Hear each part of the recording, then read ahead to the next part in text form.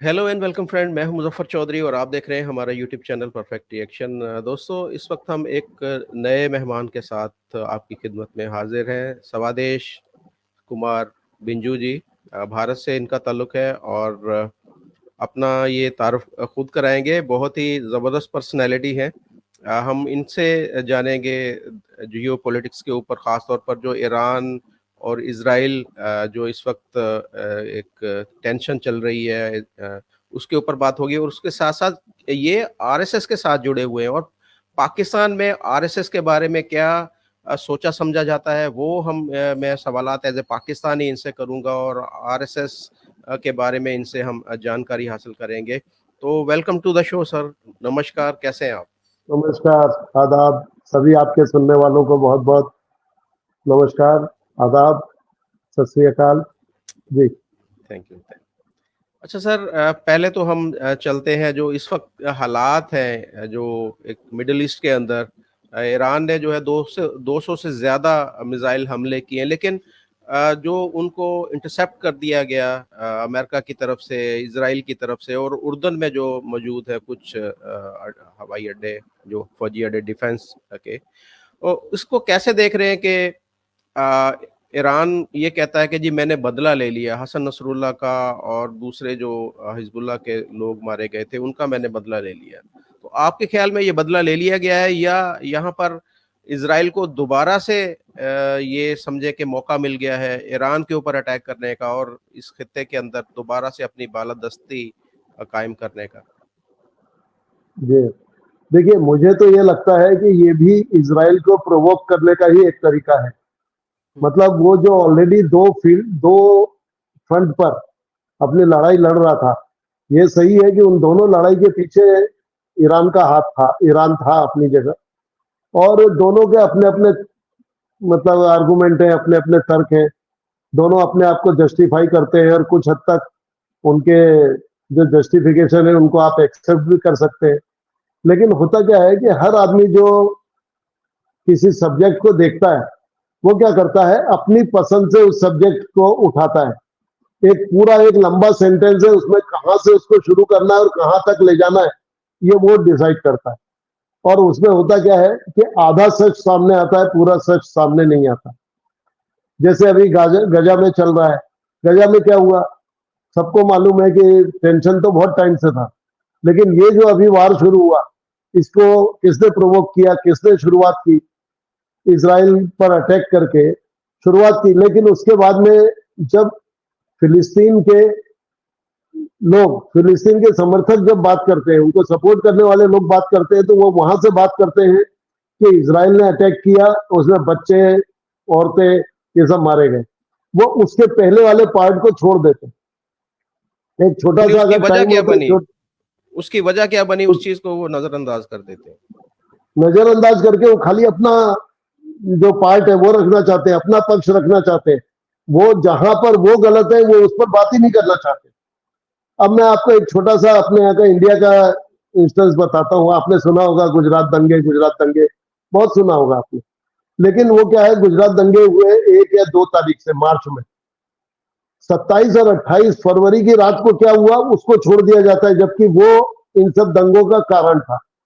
27 और 28 फरवरी 2002 की रात को 59 लोगों को, 59 लोगों को जिंदा ट्रेन में जला दिया गया, जला के मार दिया गया। और उसके रिएक्शन में ये हुआ। अब रिएक्शन गलत तो था।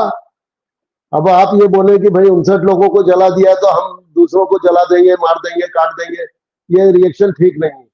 कम से कम गांधी के देश में तो ये चीज ठीक नहीं है, लेकिन था।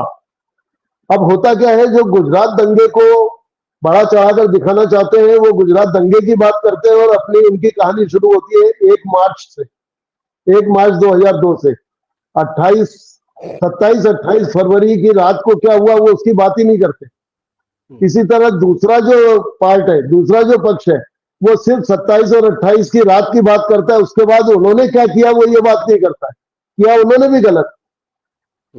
लेकिन होता क्या है कि एक पूरा एक इंस्टेंस हुआ, पूरी एक घटना घटी। उस घटना में से यहां तक हमें बताना है जो हमारे फेवर में है, और इसको हमें छोड़ देना है जो हमारे अगेंस्ट जाती है। ये मैं एक पक्ष की बात नहीं कर रहा हूं, दोनों ही बिल्कुल पार्ट सही। दोषी हैं इसमें।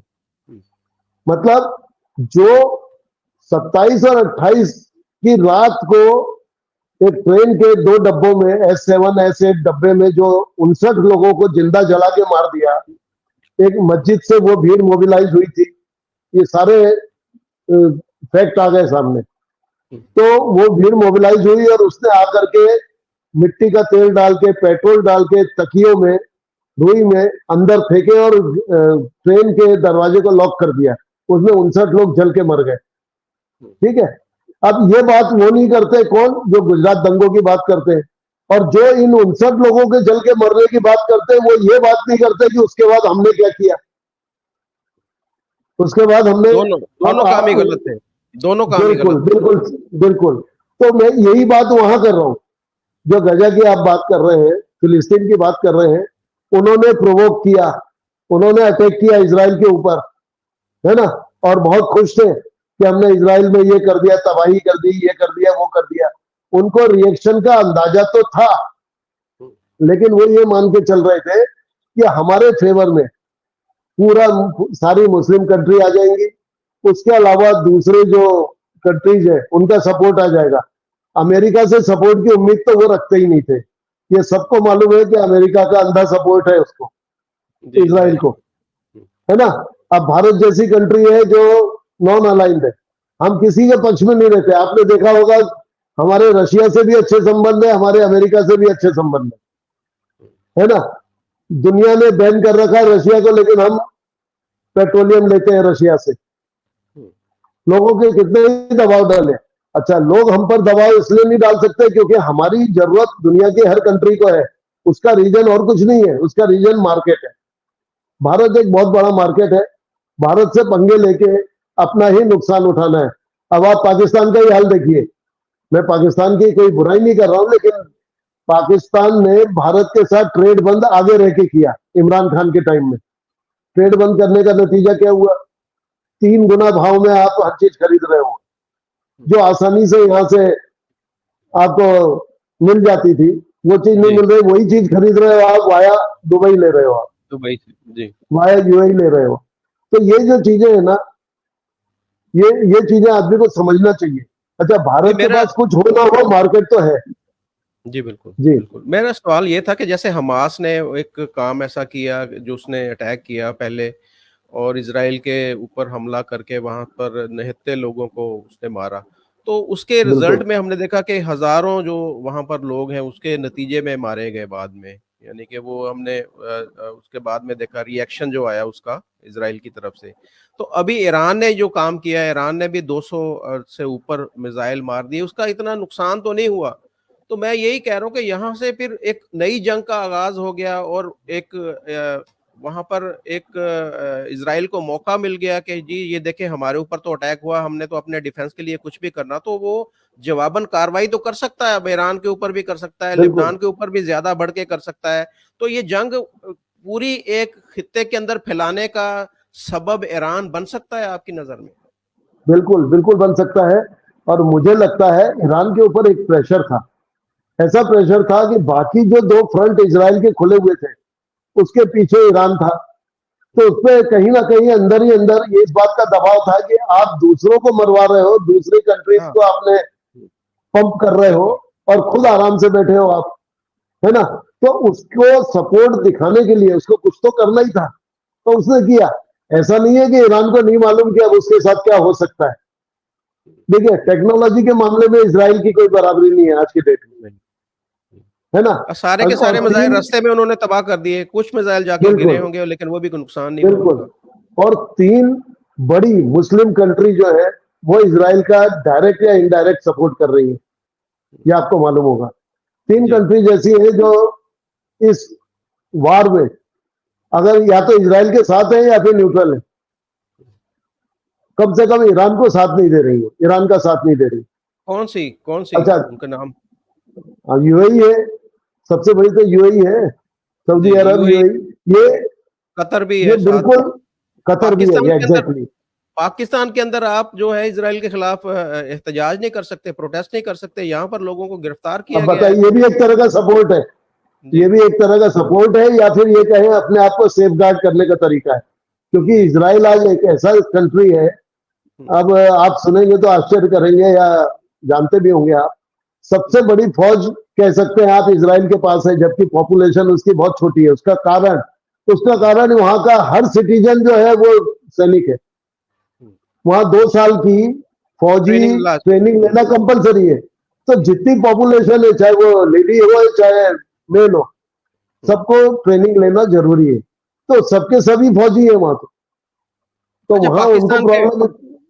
पाकिस्तान के डिफेंस मिनिस्टर ने कल एक बात कही, वो 2-3 मिनट के लिए हमारे मीडिया के ऊपर चली, लेकिन उसके बाद में उसको रोक दिया गया, हटा दिया गया कि वो ये थी उनका एक स्टेटमेंट आया कि जो है इज़राइल है वो पाकिस्तान के साथ भी पंगा ले सकता है, और क्योंकि वो उनकी जो हमारे जो असासे हैं, जो हमारे पास टेक्नोलॉजी है, वो न्यूक्लियर टेक्नोलॉजी, उसके ऊपर इज़राइल की नज़र है, वो हमारे साथ भी पंगा ले सकता है।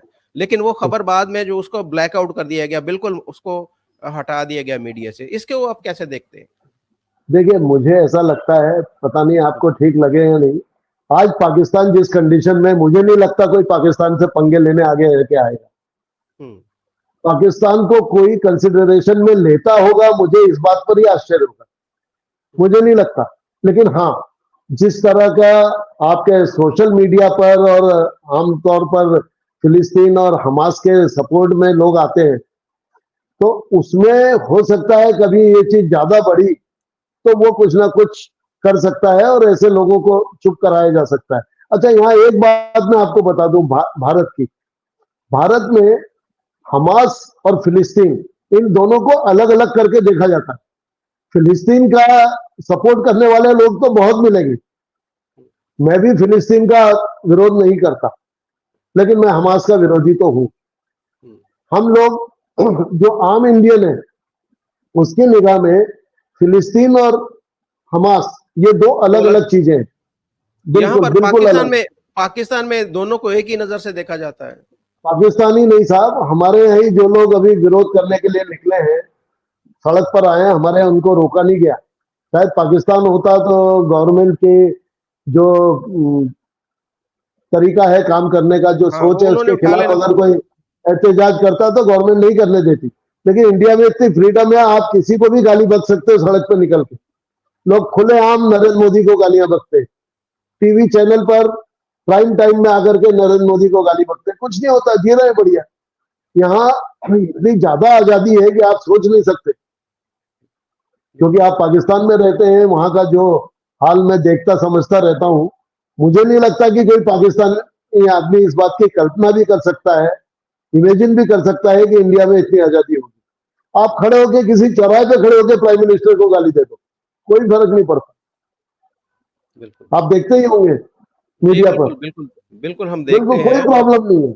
हुँ। और जो लोग ये सबसे ज्यादा चिल्लाते हैं ना कि इंडिया में फ्रीडम नहीं है और फ्रीडम को कुचला जा रहा है, ये किया जा रहा है, उनसे सबसे पहले ये पूछा जाए, तुम जब बाहर निकलकर ये चिल्ला रहे हो तो तुम्हें ये चिल्लाने से किसने रोका? बताओ किसने रोका तुम्हें ये बोलने से? तुम हुँ। ये बोल पा रहे हो, यही इस बात का सबूत है कि यहाँ फ्रीडम है।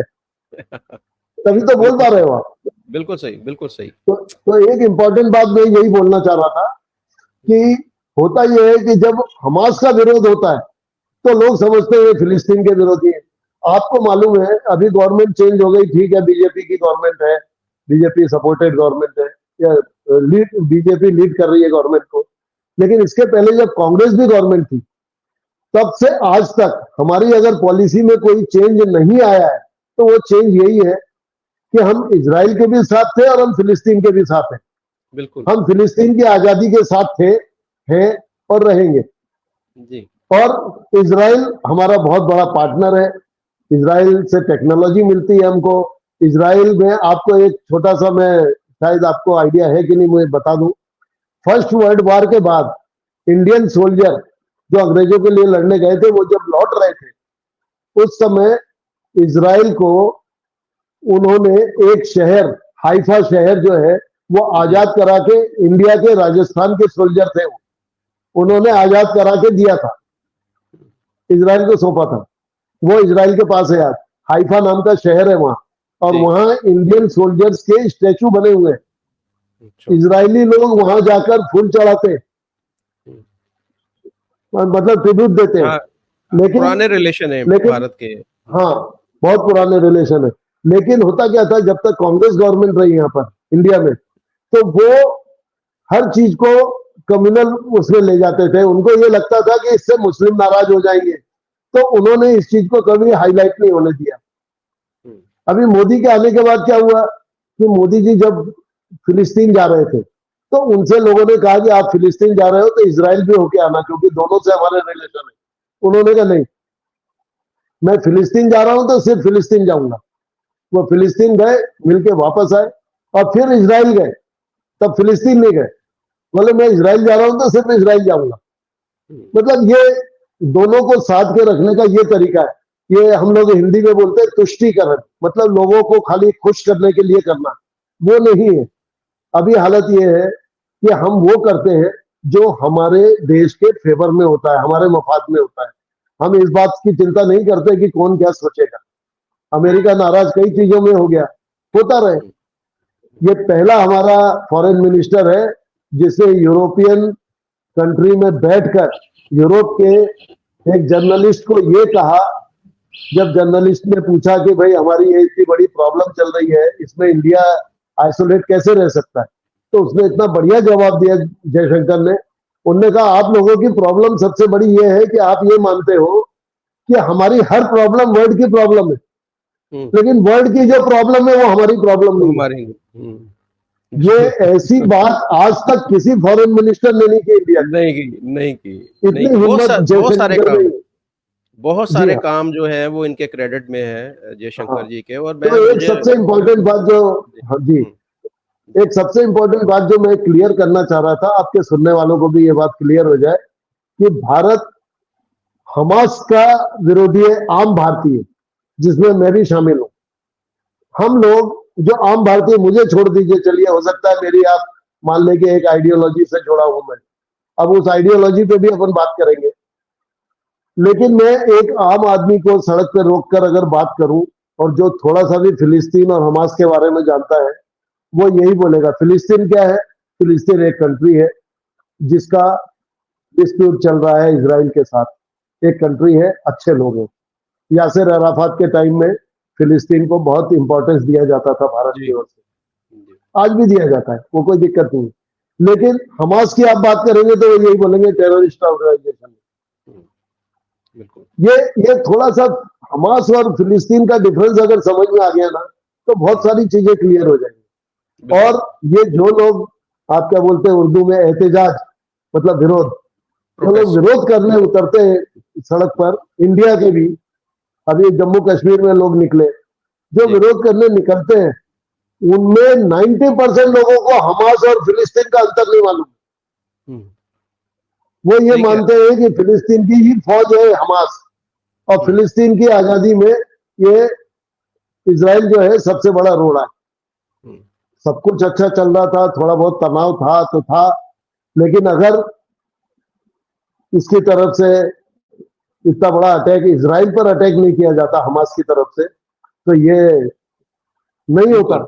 अच्छा, बिल्कुल सही कहा दूसरी आपने। चीज एक, जी। जी एक बात और कही जाती है कि इसराइल ने हॉस्पिटल पर अटैक किया, बच्चों को और औरतों को मारा। अब आप ये बताइए, जो जानकारी आई है, जो इंफॉर्मेशन मिली है, उसमें यह है कि हॉस्पिटल के बेसमेंट में उन्होंने अपना अड्डा बना रखा था हमास ने। अब आप जाके औरतों के, बच्चों के पीछे छुपोगे तो उसे तो अटैक करना है। देखिए, इसराइल की हिस्ट्री रही है कि उसने अपने किसी भी दुश्मन को छोड़ा नहीं है, चाहे वो दुनिया के किसी भी कोने में। म्यूनिख ओलंपिक के बाद जो उनके आदमियों के मारा गया था, आपको पता होगा, कुछ लोगों को 14-15 साल बाद मारा, लेकिन ढूंढ ढूंढ कर दुनिया के किसी कोने में उन्हें एक को भी नहीं छोड़ा। हम्म। ये उनकी अपनी पॉलिसी है, वो अपने दुश्मन को छोड़ते नहीं, इसीलिए दहशत है उनकी। तो आप सही। जा करके हॉस्पिटल में, उसके बेसमेंट में छुपोगे और आप बोलोगे हॉस्पिटल पे अटैक किया, तो ये इस तरह की चीजें। जी। जी चले, ये तो टॉपिक हमारा कंप्लीट हुआ गया। अब दूसरे टॉपिक की तरफ बढ़ते हैं। आरएसएस के बारे में हम जो पाकिस्तानी कुछ सोच रखते हैं, मैं आपसे उस जी बारे में जानूंगा कि आरएसएस के बारे में एक तो ये पहले बताएं कि तकरीबन 100 साल होने वाले हैं इसके कयाम को, आरएसएस को अगले साल जी 100 साल कंप्लीट हो जाएंगे। जब एक तहरीक चल रही थी गांधी जी की जो है उस क़यादत के अंदर, तो क्या जरूरत पेश आई थी उस वक्त आरएसएस के कयाम की, पहले तो ये बताएं हमें। जी हाँ, बिल्कुल। देखिए, आरएसएस जो बना है, ये हमारे यहाँ दशहरा होता है त्योहार, दिवाली से 20 दिन पहले, उसको विजयादशमी बोलते हैं। उस दिन 1925 पर को डॉक्टर हेडगेवार ने इसकी स्थापना की थी, इसको बनाया था आरएसएस को। अब वो आरएसएस को बनाने की जरूरत क्यों पड़ी? तो जो उनकी आइडियोलॉजी, उनकी जो सोच थी, वो ये थी कि भारत एक ऐसा देश है जो एक गुलामी से छूटता है दूसरों का गुलाम हो जाता है, उनकी गुलामी से छूटता है तीसरे का गुलाम हो जाता है। आखिर क्या कारण है कि हम बार बार गुलाम गुलाम ही बने रहते हैं? सैकड़ों साल का, 1000 साल का हिस्ट्री उठाकर देख लीजिए। अच्छा, दूसरे ये जो आपके मुगल आए या जो भी आकर के, जिन्होंने भी अटैक किया, उन्होंने आकर के उतना राज्य हड़प लिया और फिर उसको अपना बढ़ाते चले गए और करते गए, और यहाँ के लोग गुलाम के गुलामी बने रहे। तो डॉक्टर हेडगेवार जिन्होंने आरएसएस की स्थापना की, उनकी सोच ये थी कि आज नहीं तो कल परिस्थितियां जो ऐसी बनती जा रही थी कि देश को आजाद तो होना ही है, क्योंकि अंग्रेज अब संभाल नहीं पाएंगे देश, इंडिया को आजाद तो होना ही है। लेकिन आजादी इंपॉर्टेंट नहीं है, इंपॉर्टेंट ये है कि हम गुलाम हुए क्यों, हम बार बार गुलाम हो क्यों रहे। तो उनको ये समझ में आया कि एक तो हम यूनाइट नहीं है, तो हमें यूनाइट होना होगा। यहां मैं एक थोड़ा सा एक शब्द को और थोड़ा क्लियर कर दूं। हिंदू शब्द जब आता है तो लोग समझते हैं एक रिलीजन, है ना? तो हिंदू कोई रिलीजन नहीं है, ये आरएसएस का फंडा है। आरएसएस की सोच है, हिंदू नाम का कोई रिलीजन इस दुनिया में नहीं है। जिसको आप हिंदू रिलीजन बोलते हो वो सत्य सनातन धर्म है। सनातन धर्म मतलब ऐसा धर्म जिसका ना तो शुरुआत का पता है और ना इसके अंत के बारे में कोई जानता है कि ये कब खत्म होगा, और शुरुआत का पता नहीं है कब से शुरू हुआ। जब से मानवता आई है, इंसान आया है, तब से है ये। तो और इसमें कई सारे ब्रांचेस हैं और सबको पूरी लिबर्टी है। आपको मंदिर जाना हो जाओ, नहीं जाना हो मत जाओ। आप भगवान शिव को मानो, आप भगवान राम को मानो, आप भगवान कृष्ण को मानो, नहीं मानना है तो मत मानो। आप अगर नास्तिक हैं, किसी ईश्वर अल्लाह में विश्वास नहीं रखते, तो भी आप हिंदू हो, कोई प्रॉब्लम नहीं है उसमें। तो यहां जब आरएसएस के लोग, यानी मैं अगर हिंदू शब्द का उपयोग करूंगा, यूज करूंगा, तो मेरे हिंदू में आप भी शामिल हो। क्योंकि हिंदू को हम लोग ये मानते हैं कि हिंदू एक कल्चर है जो इस सब कॉन्टिनेंट का अपना कल्चर है। यहाँ के लोगों के रहने की जीवन शैली, जिंदगी को जीने का जो तरीका है, वो हिंदू है। मेरा धर्म, मेरा रिलीजन सनातन हो सकता है, आपका इस्लाम हो सकता है, कोई प्रॉब्लम नहीं। लेकिन हमारे जो कल्चर है, कल्चर को ना तो आप बदल सकते हैं ना मैं बदल सकता हूं। हमारा कल्चर सऊदी अरब से नहीं आया है, हमारा कल्चर हमारा ही कल्चर था। तो जब ये हिंदू शब्द की बात करते हैं तो वो हिंदू का मतलब एक समावेशी शब्द होता है हमारे यहाँ, मतलब जिसमें सब मिले हुए हो। अच्छा, आरएसएस एक हिंदूवादी संगठन है, ये बोला जाता है। मैं भी इस बात को मानता हूं, लेकिन ये सेंटेंस नंबर 2 है। सेंटेंस नंबर 1 क्या है? हिंदुत्व कोई धर्म नहीं, ये जीवन पद्धति है, मतलब जिंदगी को जीने का तरीका है। हिंदुत्व जीवन को जीने का तरीका है। जो ये समझ गया, उसके बाद ये कहा जाता है कि आरएसएस हिंदूवादी संगठन है। तो आरएसएस में लेकिन होता मुसलमान क्या क्यों नहीं है फिर, है मुसलमान ना, क्यों नहीं है? किसने का नहीं है? किसने का नहीं है? मैं आपका पॉडकास्ट करवाऊंगा एक। हम्म, हमारा मुस्लिम जागरण मंच है आरएसएस का। आपको मैंने करवाए हैं, निम्रा का भी करवाया है, उनका भी पॉडकास्ट करवाया है, जो आरएसएस से जुड़े हुए मुसलमान। करीब ये मान लीजिए, आज से कुछ साल पहले की बात कर रहा हूँ, करीब 7.5 लाख मुसलमान आरएसएस से जुड़े हुए थे।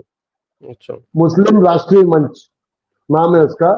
और उसके एक मेरे दोस्त हैं डॉक्टर गुलरेज शेख, वो उज्जैन में ही रहते हैं, मैं उनसे आपकी बात कराऊंगा। उसके जो भारत के पूरे राष्ट्रीय नेशनल लेवल के लीडर हैं, उनसे आपकी बात करा दूंगा, वो दिल्ली में रहते हैं।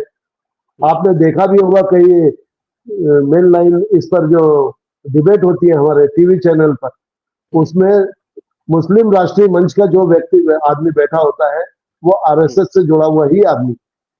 ये वो लोग हैं जो अपना रिलीजन तो अपनी जगह है, रिलीजन वो उनका इस्लाम है, लेकिन वो राष्ट्रवादी, मतलब इंडिया फर्स्ट। अब इसको एक शब्द में अगर बोलना हो तो इंडिया फर्स्ट। रिलीजन की बात करना है तो हम अपने घर में करेंगे, हम मस्जिद में जाएंगे, नमाज पढ़ेंगे, और उसमें हम कट्टर रहेंगे, 5 टाइम की नमाज पढ़ेंगे, कोई नहीं रोकता है। मैंने आपके यहाँ कई यूट्यूबर्स को देखा, वो बात करते हैं तो वहां की जो आम पब्लिक है आपके पाकिस्तान की, वो ये कहती है अरे वो तो मुसलमानों पे बड़ा जुल्म हो रहा है, नमाज नहीं पढ़ने दी जाती। और यहाँ मैंने आज तक नहीं सुना किसी मुसलमान को नमाज पढ़ने से रोका गया हो।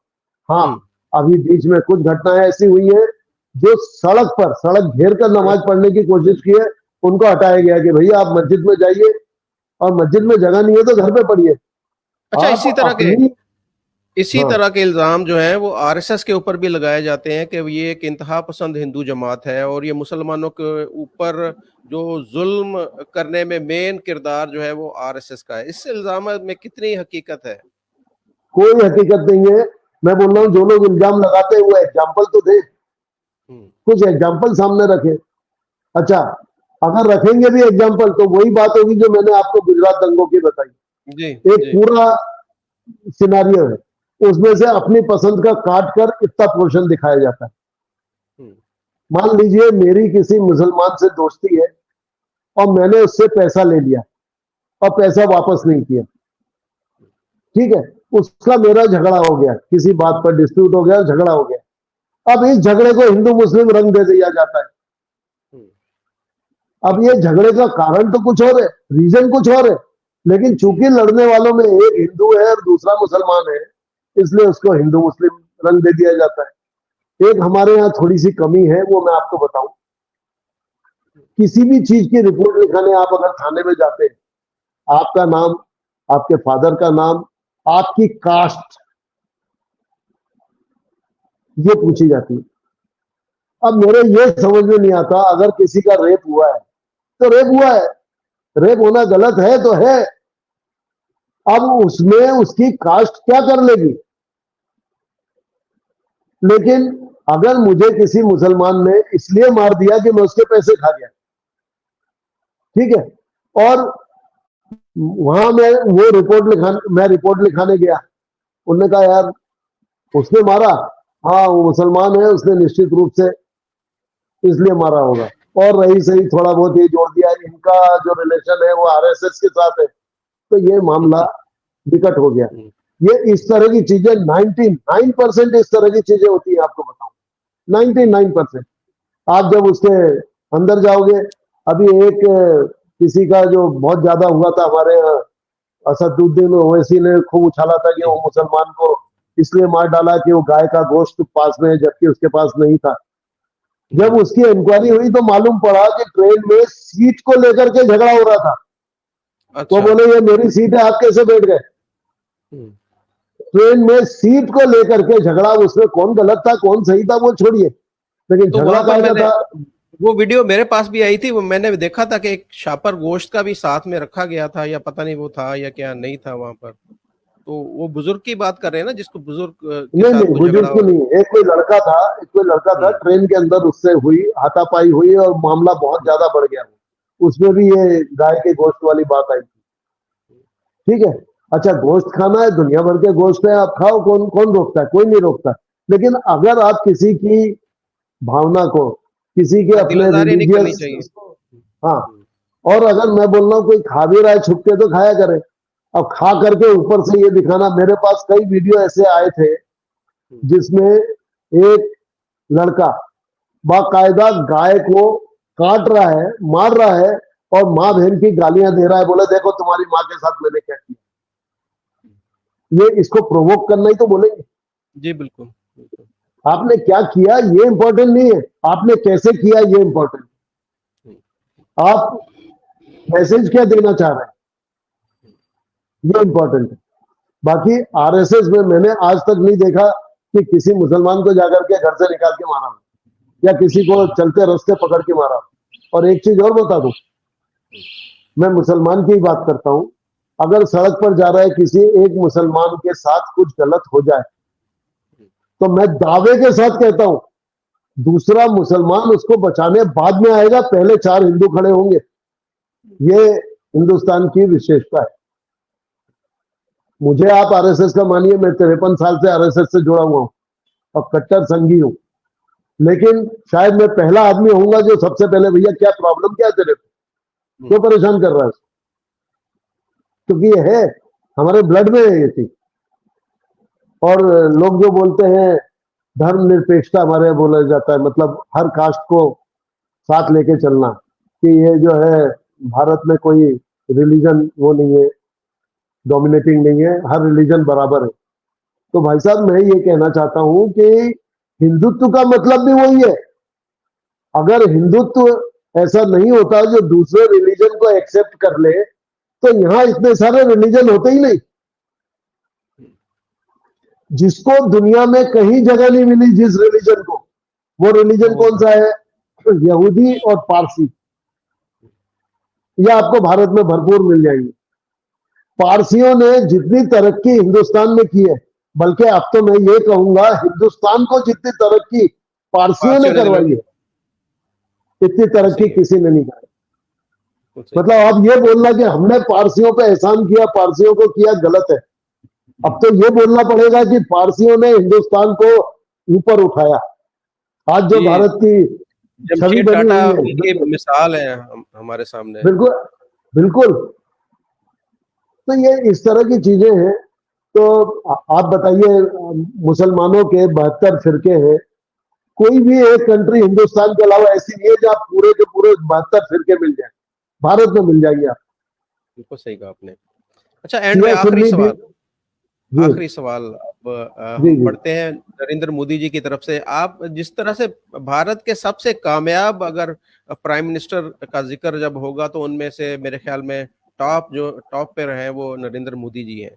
तो आप क्या समझते हैं कि उनके कामयाबी या उनके एक अच्छे प्राइम मिनिस्टर होने के पीछे उनका आरएसएस के साथ जुड़े होना, ये इसका भी उनको को फायदा हुआ है? बिल्कुल उसी का फायदा हुआ। मैं आपको बताऊं, आरएसएस में जो सबसे बड़ी चीज सिखाई जाती है वो सिखाई जाती है देना। हम्म, मैं भी संघ में जाता हूं, किसी भी काम के लिए जाता हूं तो देने ही जाता हूं, वहां से कुछ मिलता नहीं है। और नरेंद्र मोदी जी जो है ये प्रचारक थे। प्रचारक वो होता है जो घर परिवार छोड़ करके शादी ब्याह नहीं करता। हालांकि इन्होंने शादी की लेकिन परिवार साथ नहीं रखा, अकेले रहे और पूरी जिंदगी खाना भी मांग के खाते। मांग के मतलब इनका तय होता है कि आज सुबह भाई साहब आपका खाना वहां है और शाम को वहां है, इस तरह। और यानी कई बार ये होता है कि हम अपने बारे में नहीं सोचना इन्होंने। अपने बारे में सोचना ही नहीं, सिर्फ कंट्री के बारे में सोचना और कैसे देश को आगे, समाज को कैसे आगे ले जाए। अच्छा, समाज से लोग सोचते हैं कि ये एक रिलीजन के बारे में सोचते हैं, बिल्कुल नहीं है ऐसा। ये जब बात करते हैं हिंदू हिंदू की, तो मैंने आपको अभी क्लियर किया कि इनके दिमाग में, आरएसएस वालों के दिमाग में हिंदुत्व का क्या मतलब है। अगर मुझसे आप पूछेंगे तो मेरे लिए तो मुजफ्फर भाई भी हिंदू है, उनका रिलीजन इस्लाम है, इस्लाम को मानते हैं। लेकिन इस सब कॉन्टिनेंट में रहने वाले, आपका कल्चर भी वही है जो मेरा है। आप भी बहुत सारी चीजें वही करते होंगे जो अरब के मुसलमान नहीं करते होंगे। बिल्कुल। आप यहां से जुड़े हैं, वही चल रही है। हो सकता है धीरे धीरे आने वाले टाइम में वो खत्म होती चली जाए, लेकिन आज तो है। तो भारत हुआ, पाकिस्तान हुआ, बांग्लादेश हुआ, अफगानिस्तान हुआ, म्यांमार हुआ, ये सारी जो कंट्री है, ये पूरी कंट्री देखा जाए तो ये हिंदुओं से भरी हुई कंट्री थी। ठीक है, लोगों ने अपने अपने हिसाब से अपना रिलीजन चुन लिया। मैंने जैसा बताया आपको, जिनका कोई रिलीजन अलग है वो भी हिंदू है, जिसका कोई रिलीजन नहीं है नास्तिक है। हम मानते ही नहीं, ना अल्लाह को मानते हैं ना भगवान को मानते हैं, हमें कुछ नहीं। हम तो इसको एक वो मानते हैं कि केमिकल रिएक्शन है, उससे बच्चा बनता है, इंसान बनता है, कोई ईश्वर नहीं है, कोई अल्लाह नहीं है। जो ऐसा मानते हैं वो भी हिंदू है। तो ये जो आइडियोलॉजी जिस दिन ये समझ में आ गई, उस दिन ये सारे मामले खत्म हो जाएंगे। बिल्कुल। चलिए, बहुत शुक्रिया सर आपका। आपने बड़ी अच्छे तरीके से सारी चीज़ों को एक्सप्लेन किया। मुझे उम्मीद है कि जिस तरीके से आपने आरएसएस के बारे में बताया कि आरएसएस एक मज़हबी इंतहा पसंद जमात नहीं है। ये पाकिस्तानी बिल्कुल जो नहीं है। लोग हैं उनके माइंड से ये चीज़ें जो है मेरे ख़्याल में अब क्लियर हो जानी चाहिए। कोई एंड मैं में कोई आपकी बात बात कर जी, मुसलमानों के जो लीडर है, जो आरएसएस में है, मैं उनसे आपकी बात कराऊंगा। आप एक पॉडकास्ट उनके साथ भी कीजिए, मैं जी करवाऊंगा बिल्कुल। आपको। जी, बिल्कुल, वो भी लाखों में संख्या है उनकी। मुस्लिम राष्ट्रीय मंच है, ईसाई राष्ट्रीय मंच है, और अभी जिस ऑर्गेनाइजेशन को मैं लीड कर रहा हूँ, वो जी, राष्ट्रीय सुरक्षा जागरण मंच कहलाता है। उसी जी। से जुड़ा हुआ है मुस्लिम राष्ट्रीय मंच और ईसाई जागरण मंच। अच्छा ये चले एंड करने से पहले एक सवाल और मेरे ज़हन में आ गया कि एक और जो एलिगेशन पाकिस्तानी लगाते हैं कि जी आरएसएस एक ऐसी जमात है कि जिसके अंदर जो है वो महिलाएँ नहीं हमने देखी, ख़वातीन नहीं होती, तो इसमें कितनी हकीकत है? ये या ये महिलाएं मर्दों की हैं। जमात? नहीं, नहीं, नहीं, महिलाएं हैं, लेकिन महिलाओं के जो संगठन है उसका नाम भी आरएसएस है। उसका नाम है राष्ट्र सेविका समिति, और वो भी भरपूर काम करते हैं।